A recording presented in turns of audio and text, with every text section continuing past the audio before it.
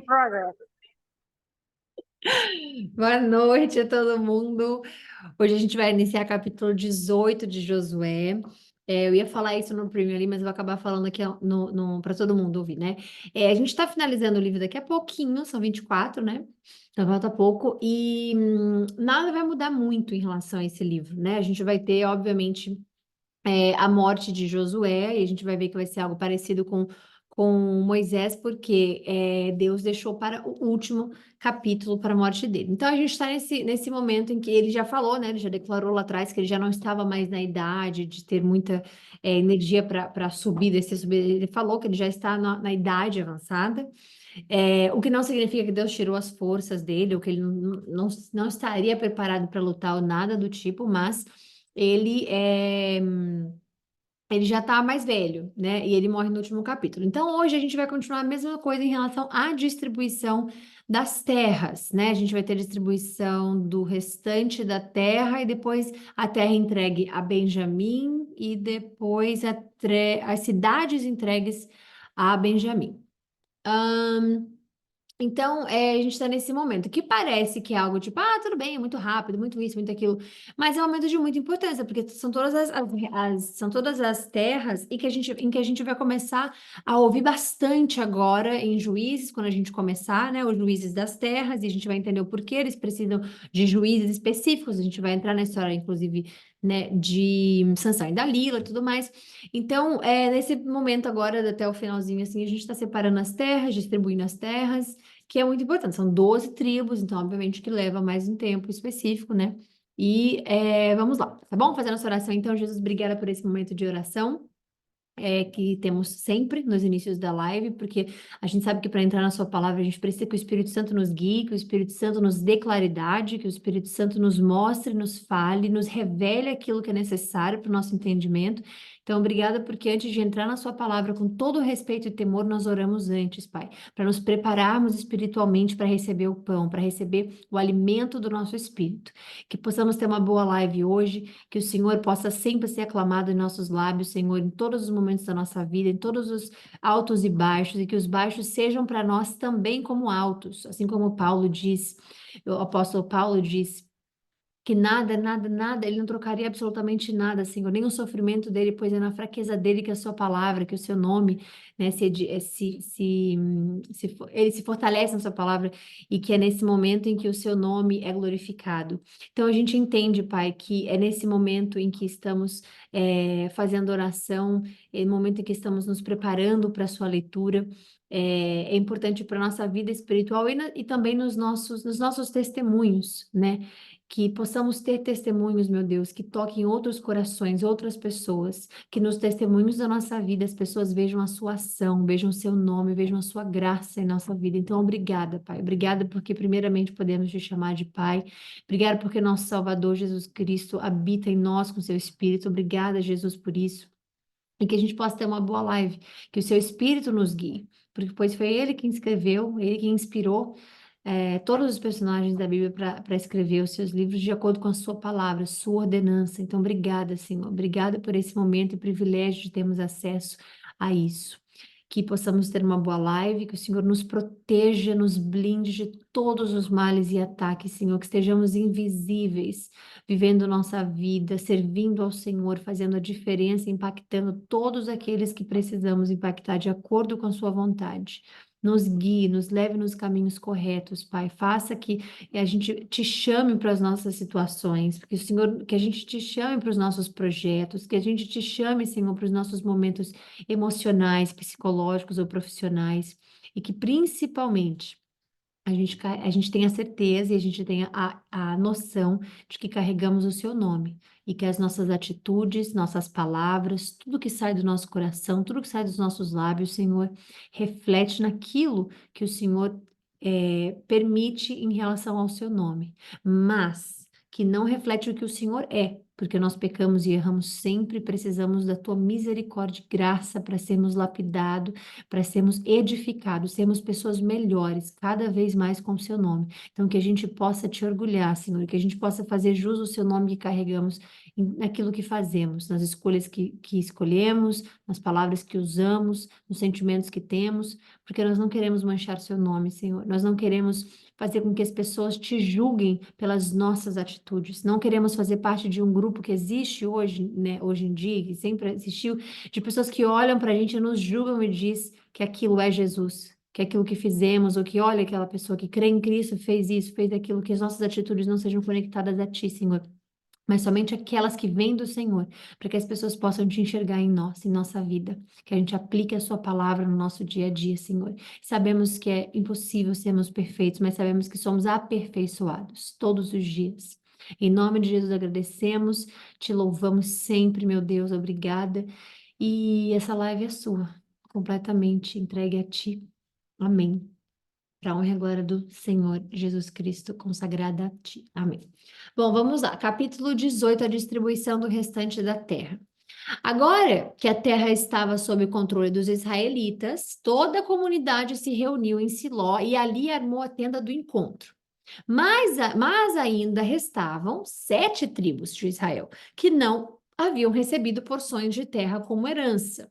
Então Josué disse aos israelitas: Até quando vocês vão esperar para tomar posse do restante da terra que o Senhor, o seu Deus, Deus de seus antepassados, lhes deu? Escolham 3 homens de cada tribo e eu os enviarei para fazer o reconhecimento da terra e mapeá-la. Eles voltarão a mim com um relatório escrito das divisões propostas de sua herança. Dividirão as terras em 7 partes, sem incluir o território de Judá, ao sul, e ao território de José, ao norte. Depois que traçarem um mapa da divisão da terra, desculpa, da divisão da terra, só um minutinho, vou mutar o microfone que está aberto aqui.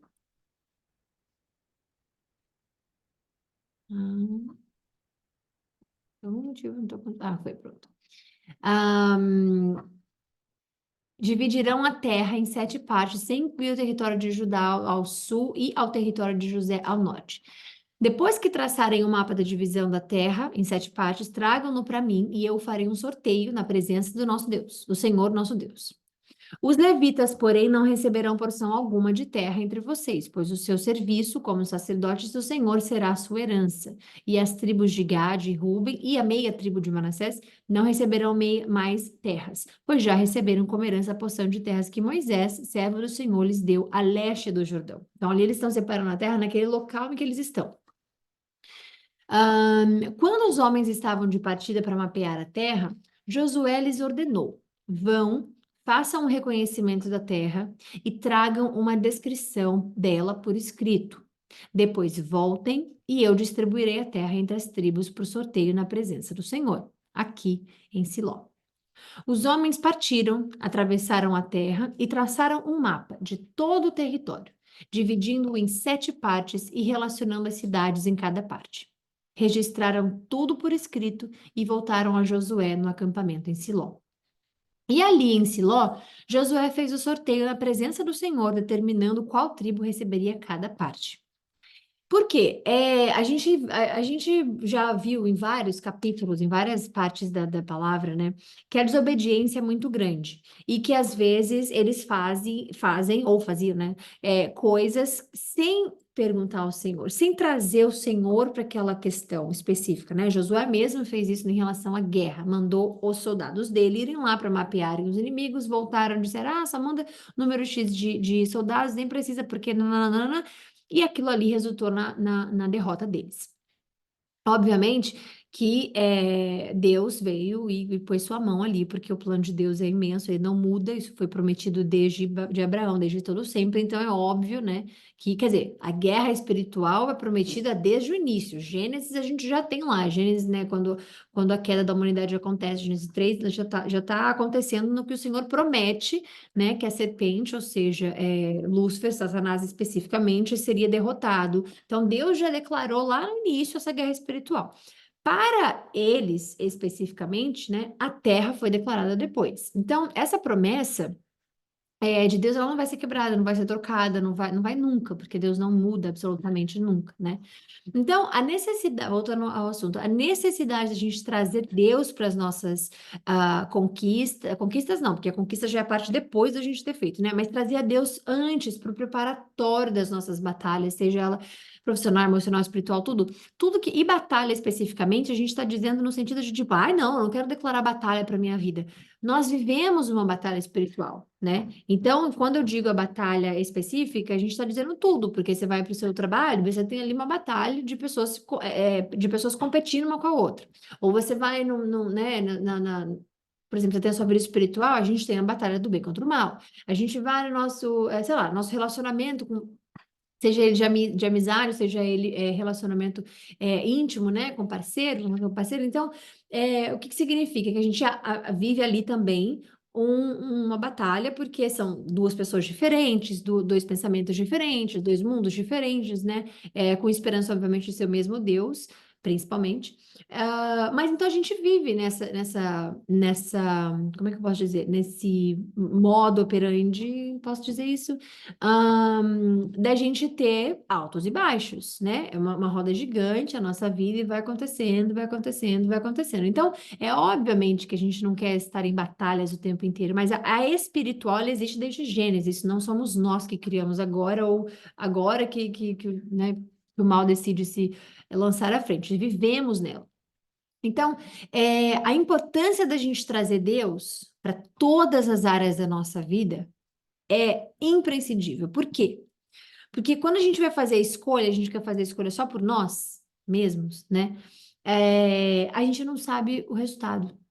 Quando a gente faz escolhas baseado nos princípios de Deus, na palavra de Deus, ou no que nós ouvimos de Deus, né, de uma promessa de Deus, às vezes Deus falou assim: isso não vai mais acontecer na sua vida, isso vai acontecer na sua vida, você vai chegar naquele destino. E Deus mostra por visões, por voz, por sentimento, por qualquer, da forma que for.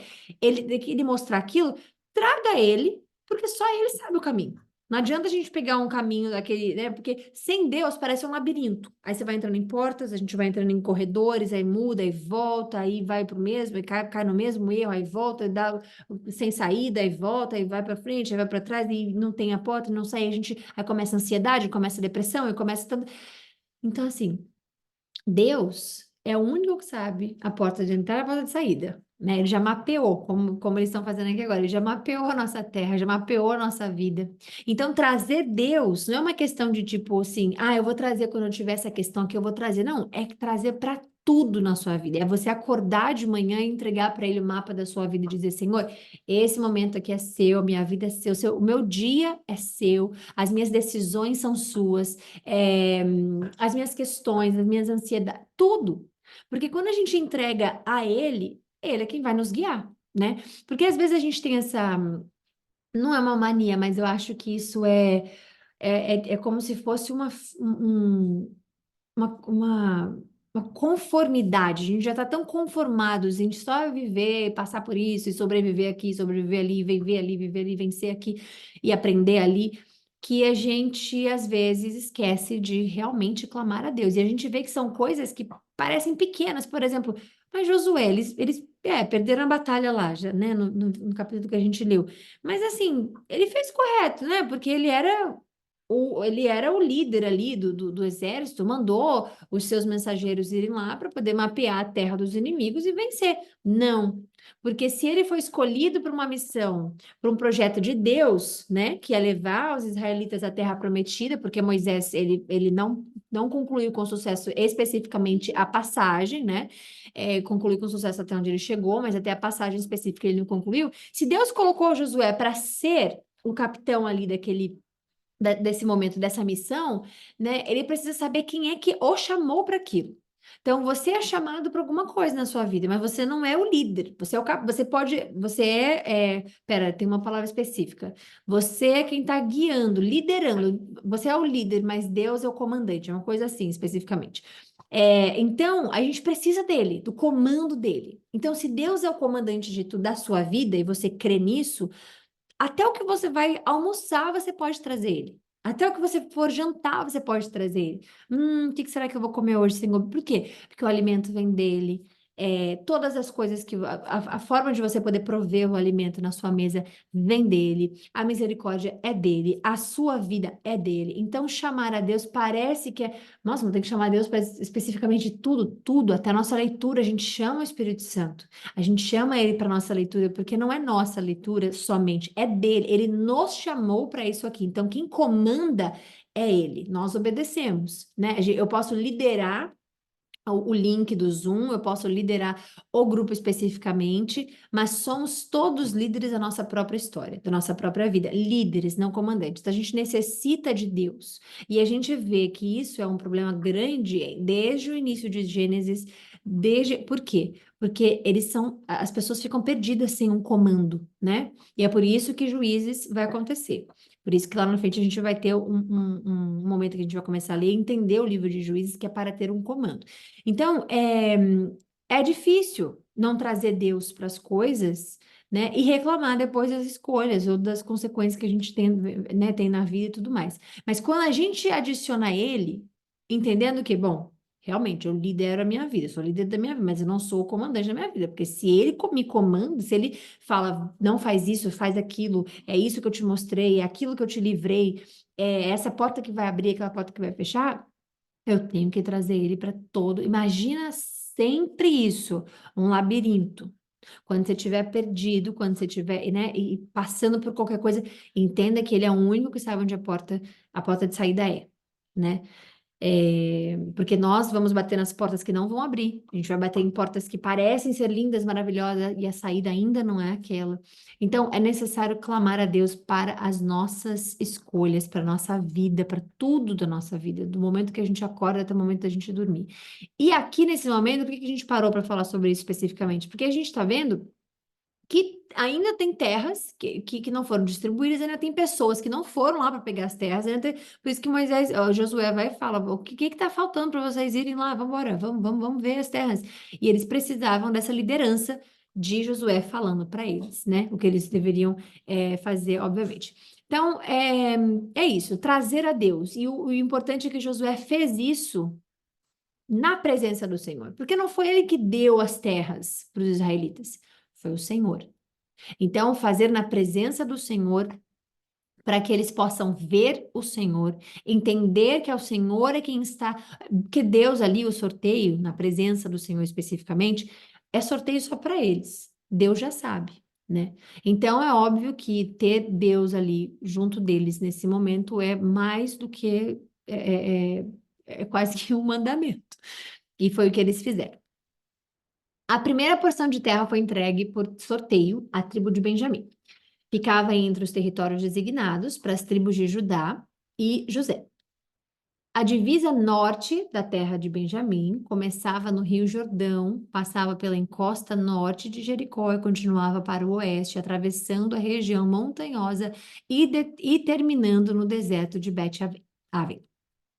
Dali, a divisa prosseguia para o sul até a cidade de Luz, isso é, Betel, e descia para Atarote Adar.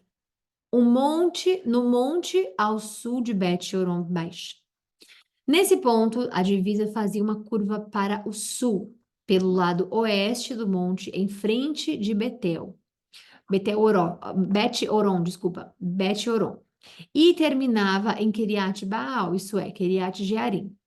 As cidades pertencentes à tribo de Judá. Desculpa, cidade pertencente à tribo de Judá. Essa era a sua divisa ocidental. A divisa ao sul começava nos arredores de Kiriat Jearim. Desse ponto a oeste, se estendia até a fonte das águas de Neftoa e descia até o pé do monte que ficava junto ao vale de Ben e não, ao norte do vale de Refaim. Descia pelo vale de Inom, atravessando a encosta sul da cidade onde habitavam os jebuseus e continuava até Enrogel. De Enrogel, a divisa prosseguia para o norte, chegava em Ensemes e continuava até Gelilote, que fica em frente do desfiladeiro de Adumim, terra. Pera, desculpa, Adumim. Depois descia até a pedra de Boã. Boã era o filho de Ruben.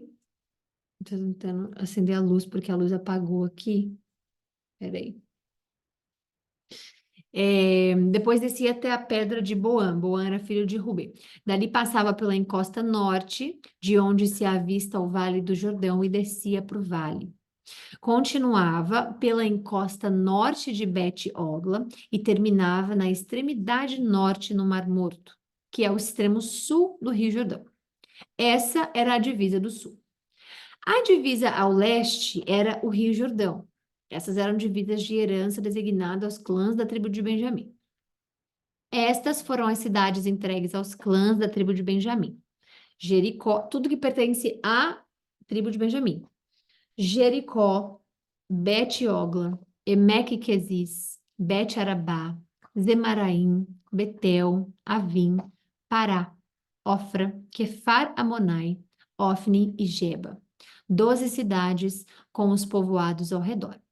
Também Gibeon, Ramá, Beerote, Mispá, Quefira, Moza, Requém, Irpeel, Taral. Zela, Elefe, a cidade dos Jebuseus, isso é, Jerusalém, Gibeá e Kiriat Jearim. 14 cidades com os povoados ao redor. Essa foi a herança designada aos clãs da tribo de Benjamim. A tribo de Benjamim, o apóstolo Paulo veio dela, o rei Saul veio dela. A gente vai falar mais sobre os clãs, ou as tribos, os clãs das tribos especificamente, se deu quando Deus colocar a árvore genealógica de cada um, ou como é que diz? Quando ele mencionar, né, as tribos por parte dos descendentes, quando a gente estiver lendo os livros, ok? Vamos lá. Não era... Tá, é porque Manassés... Por que o quê? Porque Manassés dividiu em duas partes, Oriente e Ocidental. Não era a mesma tribo porque foi dividida. Não era a mesma tribo porque foi dividida. O Benjamim era o irmão mais novo de José. Benjamim era. Eu vou responder as duas, peraí. O Benjamim era o irmão mais novo, era o filho mais novo de Jacó, Israel, né? E ele era mais novo, sim. Mas qual era a pergunta? Eu não entendi. O Benjamim era o irmão mais novo de José? Era o irmão mais novo. E era o mais. Não posso dizer que era era o favorito, né? Mas ele era o irmão que ele mais gostava, porque era da mesma mãe. Eles tinham a mesma mãe, então era especial para ele. Ah, agora, pera, tá? Por que Manassés dividiu em duas partes, ocidental e oriental? É uma pergunta, eu não me lembro porque agora eles dividiram em duas partes, não. Eu creio que foi porque parte deles estavam. é, Boa pergunta, eu não lembro. Lembro mais ou menos. É porque eu acho que parte delas queriam ficar do outro lado do rio e a outra parte queria seguir em frente, se não me engano. É que pelo mapa parece dividido. Eu vou olhar especificamente, porque da separação específica. E vou te responder. Vou colocar no grupo, porque daí quem tiver essa mesma dúvida, a gente no grupo responde, tá bom? Mas é uma boa pergunta. Eu não me lembro especificamente. É importante saber, mas eu não me lembro nesse momento. Mas eu coloco no grupo para todo mundo saber, tá? Enfim, então é isso. Capítulo 19 amanhã, se Deus quiser, para a honra e glória do Senhor Jesus. Lembrando que amanhã já é quinta-feira, já mais uma semana já está acabando. Então, o tempo está passando voando. E é isso, tá bom? Então, estou devendo para vocês só a resposta do porque Manassés dividiu em duas partes e eu ponho no grupo pra gente, tá bom? Então, fiquem com Deus, um beijo, até amanhã, se Deus quiser, para a honra e glória do Senhor Jesus Cristo. E até amanhã. Obrigada pela pergunta, Grazi. Eu amo quando vocês perguntam coisas. E amanhã a gente se vê, se Deus quiser. Beijo.